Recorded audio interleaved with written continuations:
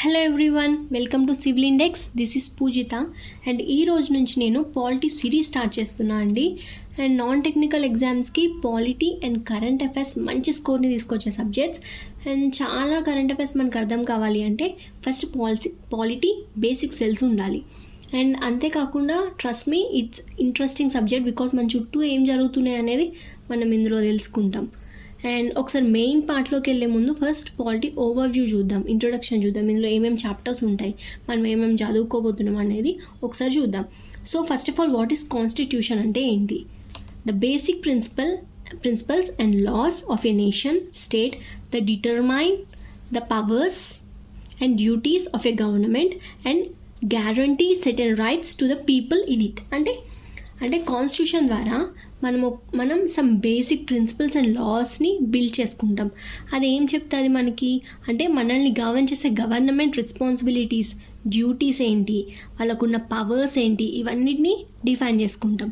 అంతేకాకుండా అక్కడున్న పీపుల్, ఆ కంట్రీలో ఉన్న పీపుల్కి కొన్ని సెటన్ రైట్స్ కూడా ప్రొవైడ్ చేస్తుంది.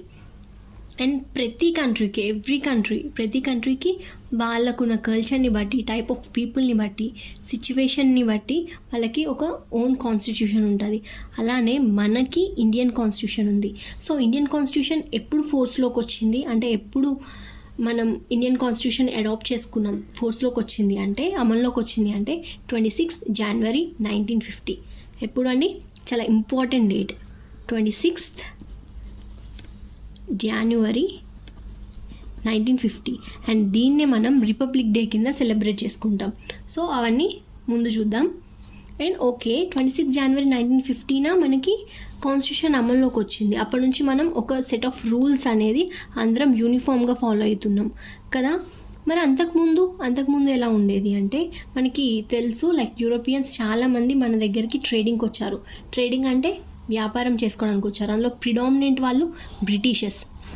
ఈ బ్రిటిషర్స్ మనకి అంటే లైక్ వ్యాపారం చేసుకోవడానికి వచ్చిన వీళ్ళు మనల్ని రూల్ చేసేలాగా ఎలా గ్రో అయ్యారు, వాళ్ళు సిచ్యువేషన్స్ ఎలా క్రియేట్ చేసుకున్నారు, ఇది మొత్తం మనం ఇండియన్ హిస్టరీలో చాలా బాగా చదువుకుంటాం. అండ్ మనకి ఇక్కడ ఏం చూస్తాము అంటే, వీళ్ళు మనకి తెలుసు బ్రిటిషర్స్ మనల్ని డైరెక్ట్గా 200 years అండ్ ఇండైరెక్ట్గా 150 years రూల్ చేశారు. డైరెక్ట్గా అంటే ఏంటి అంటే బ్రిటిష్ నుంచి, ఇంగ్లాండ్ నుంచి మనకి ఇంగ్లీష్ ఈస్ట్ ఇండియా కంపెనీ అని ఒక కంపెనీ అక్కడ రిజిస్టర్ అయ్యి ఇక్కడికి మన ఇండియాకి వచ్చి వాళ్ళ ట్రేడింగ్ స్టార్ట్ చేసింది. అండ్ దీన్ని బేస్ చేసుకొని మనల్ని బ్రిటిషర్స్ 150 years రూల్ చేశారు. 150 years రూల్ చేశారు. అండ్ ఇన్ 1858 ఈ ఈస్ట్ ఇండియా కంపెనీని క్యాన్సిల్ చేసేసి 1858 నుంచి 1947 వరకు మన బ్రిటిషర్సే డైరెక్ట్గా రూల్ చేశారు. అదే మనం ఇండైరెక్ట్గా అంటే లైక్ ఈస్ట్ ఇండియా కంపెనీని అడ్డం పెట్టుకొని రూల్ చేసింది 150 years. డైరెక్ట్ బ్రిటిషర్స్ రూల్ చేసింది 200 years. అండ్ వీళ్ళు కొన్ని యాక్ట్స్ని ఇంట్రడ్యూస్ చేశారు. దీన్ని మనం 2 types కింద అంటే 2 ways కింద డివైడ్ చేసుకొని చదువుతాం. ఫస్ట్ ఏంటి? Company rule. కంపెనీ అంటే కంపెనీని అడ్డం పెట్టుకొని బ్రిటిషర్స్ మనని రూల్ చేసింది కంపెనీ రూల్ అంటాం. క్రౌన్ రూల్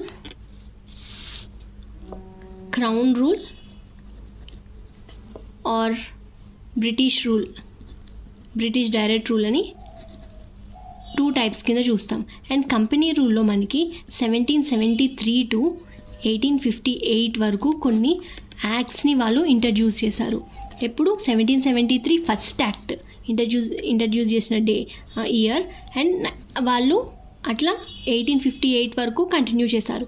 అండ్ బ్రిటిష్ అంటే డైరెక్ట్ రూల్, క్రౌన్ రూల్లో 1858 to 1947 వరకు వాళ్ళు కొన్ని యాక్ట్స్ని ఇంట్రడ్యూస్ చేసి మనల్ని రూల్ చేశారు. సో యాక్ట్స్ ఏంటి, అవి మనల్ని ఎలాగా ఇన్ఫ్లుయెన్స్ చేశాయి అనేది హిస్టారికల్ బ్యాక్గ్రౌండ్ ఆఫ్ ఇండియన్ కాన్స్టిట్యూషన్లో చదువుకుంటాం. ఓకే, మనకి 1947లో ఇండిపెండెన్స్ ఇచ్చి వాళ్ళు మన కంట్రీని వదిలేసి వెళ్ళిపోయారు. సో మనం ఇప్పుడు ఒక ఓన్ కాన్స్టిట్యూషన్ అనేది ప్రిపేర్ చేసుకోవాలి. సో దాన్ని మనం ఎలా ప్రిపేర్ చేసుకున్నాం, ఎవరెవరు అందులో ఉన్నారు, మెయిన్ పర్సన్స్ ఎవరు, అండ్ ఎంత టైం తీసుకున్నారు, మనకి ఇప్పుడు ఎగ్జిస్టింగ్ వచ్చింది, ఇవన్నీ దాని బ్యాక్గ్రౌండ్ మొత్తం మేకింగ్ ఆఫ్ ఇండియన్ కాన్స్టిట్యూషన్లో చూస్తాం. Okay, next sources of Indian constitution. Sources అంటే ఏంటి అంటే మన కాన్స్టిట్యూషన్ ఫ్రేమ్ చేసేటప్పుడు we took other constitutions as a reference. అంటే ఇప్పుడు చాలా ఫార్వర్డ్ థింక్ చేసి ఆలోచించి ఇవన్నీ చేయాలి కదా, because the whole state will follow this for many years, right? ఎప్పుడు 1950లో అమల్లోకి వచ్చిన కాన్స్టిట్యూషన్ని మనం ఇప్పుడు కూడా ఫాలో అవుతున్నాం. కొన్ని మార్పులు చేసుకొని ఇప్పుడు కూడా ఫాలో అవుతున్నాం. సో వాళ్ళు ఎంత ఫార్వర్డ్ థింక్ చేసి ఉంటారో ఒకసారి ఆలోచించండి. సో వాటి కోసం వీళ్ళు కొన్ని రిఫరెన్సెస్ అనేది తీసుకున్నారు. సో ఏవేవి ఎక్కడెక్కడి నుంచి తీసుకున్నారు అనేది సోర్సెస్ ఆఫ్ ఇండియన్ కాన్స్టిట్యూషన్లో చూస్తాం. And next parts, schedules and articles. అంటే మనం మనకున్నవన్నిటిని ఒక పార్ట్స్ లాగా డివైడ్ చేసి వాటికి ఆర్టికల్స్ పెట్టి ప్రిపేర్ చేశారు. సో ఎన్ని పార్ట్స్ ఉన్నాయి, ఎన్ని స్కెడ్యూల్స్ ఉన్నాయి, టోటల్ ఎన్ని ఆర్టికల్స్ ఉన్నాయి, అవి ఏమేమి డీల్ చేస్తాయి అనేది వీటిలలో చూద్దాం. Next preamble of Indian constitution. Preamble is like index of Indian constitution. అసలు మన ఇండియన్ కాన్స్టిట్యూషన్ నేచర్ ఏంటి, ఆ సోర్స్ ఏంటి, అది మొత్తం మనకి ప్రియంబుల్లో అర్థమవుతుంది. And next citizenship, fundamental rights, fundamental duties and DPSPs. Citizenship అంటే ఏంటి, మనం ఎక్కడైతే నివసిస్తామో, ఎక్కడైతే ఉంటామో ఆ కంట్రీకి మనం సిటిజన్ అవుతాం. So people who are living in India are Indian citizens. Okay, వాళ్ళ సిటిజన్షిప్ ఎలా వస్తుంది, మనకి ఎలా వచ్చింది, అండ్ ఆ సిటిజన్స్కి కొన్ని రైట్స్ ప్రొవైడ్ చేస్తారు. అవే ఫండమెంటల్ రైట్స్. అవేంటి, రైట్స్ ఒకటి ప్రొవైడ్ చేస్తే సరిపోతుందా, మనకంటూ కొన్ని డ్యూటీస్ కూడా ఉన్నాయి. ఆ డ్యూటీస్ అండ్ డిపిఎస్పీస్ అంటే directive principles of state policy. ఇవన్నీ కవర్ చేస్తాం. And union government. మీకు యూనియన్ గవర్నమెంట్ అర్థం కావాలి అంటే ఫస్ట్ మనకున్న గవర్నెన్స్ యొక్క బేసిక్ థింగ్ మీకు స్ట్రక్చర్ అర్థం కావాలి. సో అదొకసారి ఎక్స్ప్లెయిన్ చేస్తా చూడండి. ఫస్ట్ మనకి స్టేట్ అనేది మన గవర్నెన్స్ అనేది 3 పిల్లర్స్ మీద బేస్ అయిందని చెప్పుకోవచ్చు. That is legislature, executive and judiciary. Legislature అంటే ఎవరు వస్తారో అంటే ద వన్ హూ మేక్ లాస్ని ఎవరైతే చేస్తారో వాళ్ళు, అంటే MLAs and MPs and MLAs. మరి వీళ్ళని ఎవరు ఎలక్ట్ చేసుకుంటారు, పీపుల్ ఎలక్ట్ చేసుకుంటారు. సో పీపుల్ ఎలక్ట్ చేసుకున్న అంటే ప్రజల చేత ఎన్నుకోబడిన వాళ్ళు మన కోసం లాస్ని ప్రిపేర్ చేస్తారు, యాక్ట్స్ని ప్రిపేర్ చేస్తారు. సో ఇది లెజిస్లేచర్ వాళ్ళ డ్యూటీ. అండ్ వాటిని ఎగ్జిక్యూట్ చేసేది ఎవరు, కౌన్సిల్ ఆఫ్ మినిస్టర్స్. ఎగ్జిక్యూట్ అంటే ఆ వర్డ్లోనే మనకు మీనింగ్ అర్థమవుతుంది. అంటే వీళ్ళు ఈ లాస్ని ఏమైతే ఉన్నాయో వాటిని అమలుపరుస్తారు. వాళ్ళు ఎవరంటే council of ministers. For example health minister అంటే ఈ హెల్త్కి సంబంధించింది ఏమన్నా లాస్ చేస్తే ఇతను చూసుకోవాలి. అంటే అవన్నీ అమలు అవుతున్నాయా లేదా, ఆ ప్రజలకి అవి అందుతున్నాయా లేదా అని హెల్త్ మినిస్టర్ చూసుకోవాలి. అండ్ నెక్స్ట్ ఎడ్యుకేషన్ మినిస్టర్ అంటే ఎడ్యుకేషన్ పరంగా ఏమైనా లాస్ చేస్తే అవన్నీ కరెక్ట్గా అవుతున్నాయా లేదా అని వీళ్ళు, అట్లా ఒక్కొక్కరికి ఒక పోర్ట్ఫోలియో ఇచ్చి వాళ్ళే కౌన్సిల్ ఆఫ్ మెంబర్స్ అంటారు. వీళ్ళ యొక్క రెస్పాన్సిబిలిటీ ఏంటి, లాస్ అన్నీ కరెక్ట్గా ఎగ్జిక్యూట్ అవుతున్నాయా లేవా, ఎగ్జిక్యూట్ చేసే రెస్పాన్సిబిలిటీ వీళ్ళది. వాళ్ళు కూడా they are the part of this MP and MLAs only. And next ఒకరేమో లాస్ చేస్తున్నారు, ఒకరేమో వాటిని ఎగ్జిక్యూట్ చేస్తున్నారు. మరి వీళ్ళిద్దరూ కరెక్ట్గా చేస్తున్నారా లేదా చూసేది ఎవరు? So we have judiciary for that, అంటే కోర్ట్స్. ఈ బేసిక్ థింగే మనకి యూనియన్ లెవెల్లో కనిపిస్తుంది, అంటే ఇండియా వైస్ యూనియన్ లెవెల్లో కనిపిస్తుంది, స్టేట్ లెవెల్లో కూడా కనిపిస్తుంది. దాన్నే మనం యూనియన్ గవర్నమెంట్లో చూస్తాం. యూనియన్ లెవెల్ కనిపించే వాటిని యూనియన్ గవర్నమెంట్లో చూస్తాం. ఫస్ట్ ప్రెసిడెంట్ మనకి హెడ్. ఇక్కడ ఇందాక స్టేట్ అని చూసాం కదా, సో ఇక్కడ ప్రెసిడెంట్ అంటే స్టేట్ని రిప్రజెంట్, అంటే ఇండియాని రిప్రజెంట్ చేసేది ఎవరు, president is the head of the state. Okay, ఇక్కడ లెజిస్లేచర్ అంటే మనకి ఏమేమి వస్తాయి, లోక్సభ అండ్ రాజ్యసభ వస్తుంది. ఇందులో ఉండే మెంబర్స్ ఎవరు, మెంబర్ ఆఫ్ పార్లమెంట్ అంటే ఎంపీస్. ఓకే, ఎగ్జిక్యూటివ్ అంటే కౌన్సిల్ ఆఫ్ మినిస్టర్స్. అండ్ వీళ్ళకి హెడ్ ఎవరు, పిఎం, ప్రైమ్ మినిస్టర్. సో గవర్నమెంట్కి హెడ్, యూనియన్ లెవెల్లో గవర్నమెంట్కి హెడ్ ప్రైమ్ మినిస్టర్, స్టేట్ మొత్తానికి హెడ్ ప్రెసిడెంట్. ఓకే, ఇవన్నీ ముందు చూద్దాం. జుడిషియరీ అంటే ఇక్కడ జుడిషియరీ అంటే సుప్రీంకోర్టు వస్తుంది. సో ఈ థింగ్స్ లోక్సభలో ఎవరెవరు ఉంటారు, రాజ్యసభలో ఎవరెవరు ఉంటారు, వీళ్ళ మెయిన్ రెస్పాన్సిబిలిటీస్ ఏంటి, అండ్ కౌన్సిల్ ఆఫ్ మినిస్టర్స్ అంటే ఎంతమంది ఉండొచ్చు, వీళ్ళ రెస్పాన్సిబిలిటీస్ ఏంటి, సుప్రీంకోర్టు అంటే మనకి చీఫ్ జస్టిస్ అండ్ జడ్జెస్ ఉంటారు, సో వాళ్ళ రెస్పాన్సిబిలిటీస్ ఏంటి, వాళ్ళని ఎలా అపాయింట్ చేస్తారు, ఇవన్నీ యూనియన్ గవర్నమెంట్లో చూద్దాం. నెక్స్ట్ ద సేమ్ థింగ్ మనకి స్టేట్కి వస్తుంది అండ్ మీరు కంపేర్ కూడా చేసుకోవచ్చు. లైక్ ఇక్కడ ప్రెసిడెంట్ ఎలానో యూనియన్ లెవెల్ ఇండియా లెవెల్లో ప్రెసిడెంట్ ఎలానో ప్రతి ఒక్క స్టేట్కి గవర్నర్ అలాగా. సో ఇండియా లెవెల్లో పిఎం ఎలానో మన స్టేట్స్కి సీఎం అలాగా. సో మీరు చదివేటప్పుడు ఈ రెండింటిని కంపేర్ కూడా చేసుకోవచ్చు. సో మనకి స్టేట్లో ఎలా అండి, first governor is the head of the state అంటే లైక్ ఎవరి స్టేట్కి వాళ్ళకి గవర్నర్ హెడ్ ఉంటారు. నెక్స్ట్ లెజిస్లేచర్లో ఎవరు ఉంటారు అంటే state legislative assembly, state legislative council.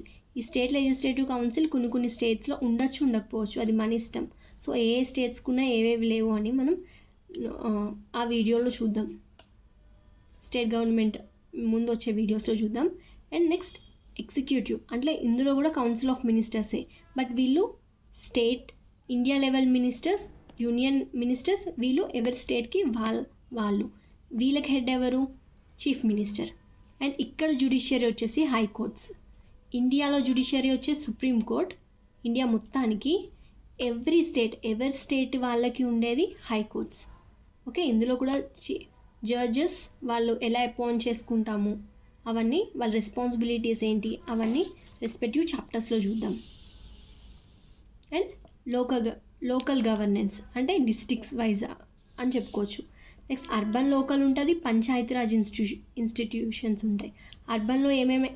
అర్బన్కి examples ఏంటంటే municipal corporations, municipalities, nagar panchayat. Panchayati Raj ఇన్స్టిట్యూషన్స్కి జిల్లా పరిషత్, పంచాయతీ సమితి అండ్ గ్రామ పంచాయత్. ఇవన్నీ మనం డైలీ అంటే మనకి బయట కనిపించేవి. సో డిస్ట్రిక్ట్స్కి డిస్ట్రిక్ట్ కోర్ట్స్ ఉంటాయి. సో లోక్సభ అంటే ఏంటి, రాజ్యసభ అంటే ఏంటి, స్టేట్ లెజిస్లేటివ్ అసెంబ్లీ అంటే ఏంటి, కౌన్సిల్ అంటే ఏంటి, అవి ఏ స్టేట్స్కి ఉంటాయి, అండ్ ఈ మెంబర్స్ని మనం ఎలా ఎలక్ట్ చేసుకుంటాం. ఫస్ట్ ఆఫ్ ఆల్ ఎలక్ట్ చేసుకోవాలంటే వాళ్ళు ఎలక్షన్ ప్రాసెస్కి వెళ్ళాలి అంటే వాళ్ళకు కావాల్సిన ఎలిజిబిలిటీస్ ఏంటి, తర్వాత వాళ్ళని మనం ఎలా ఎలక్ట్ చేసుకుంటాం, అండ్ ఎలక్ట్ చేసుకున్న తర్వాత వాళ్ళకి రెస్పాన్సిబిలిటీస్ ఏంటి, ఇవన్నీ రెస్పెక్టివ్ చాప్టర్స్లో చూద్దాము. సచ్ ఆన్ ఇంట్రెస్టింగ్ థింగ్స్ ఇంకా చాలా ఉంటాయి. నేను బేసిక్ థింగ్స్ అన్నీ కవర్ చేశాను ఇందులో. మనకు కావాల్సిన బేసిక్ థింగ్స్ అన్నీ కవర్ చేసాము. ఒకసారి చూద్దాం. Historical background of Indian constitution అంటే బ్రిటిష్ వాళ్ళు చేసిన యాక్ట్స్ని అన్నిటినీ డిఫైన్ చేసుకుంటాము. And making of Indian constitution అంటే మనకి ఇండిపెండెన్స్ వచ్చిన తర్వాత మనం మన కాన్స్టిట్యూషన్ అనేది ఎలా ప్రిపేర్ చేసుకున్నాము, అండ్ సోర్సెస్ ఎవరెవరి దగ్గర నుంచి తీసుకున్నాము. ఈ సోర్సెస్ అంటే చూద్దాం. పార్ట్స్, స్కెడ్యూల్స్ అండ్ ఆర్టికల్స్ వాటిని ఎలా అరేంజ్ చేసుకున్నాము, and ప్రియంబల్, citizenship and fundamental rights, fundamental duties, union government, state government, constitutional and non constitutional bodies, ఇవన్నిటిని అన్నీ కవర్ చేసుకుందాం. అండ్ ప్రతి ఒక్కటి ఇంపార్టెంట్, ఇదే ఇంపార్టెంట్ అని చెప్పలేము. ఎవ్రీ చాప్టర్ నుంచి క్వశ్చన్స్ వస్తాయి. సో మనం question point of view cover చేద్దాం, మనకి బయట కనిపించేవి కూడా కవర్ చేద్దాం. And hope you all follow this journey of Indian polity series. And మీకు కంటెంట్ నచ్చితే షేర్ చేయండి, లైక్ చేయండి, and Boost my energy to present the best. Thank you.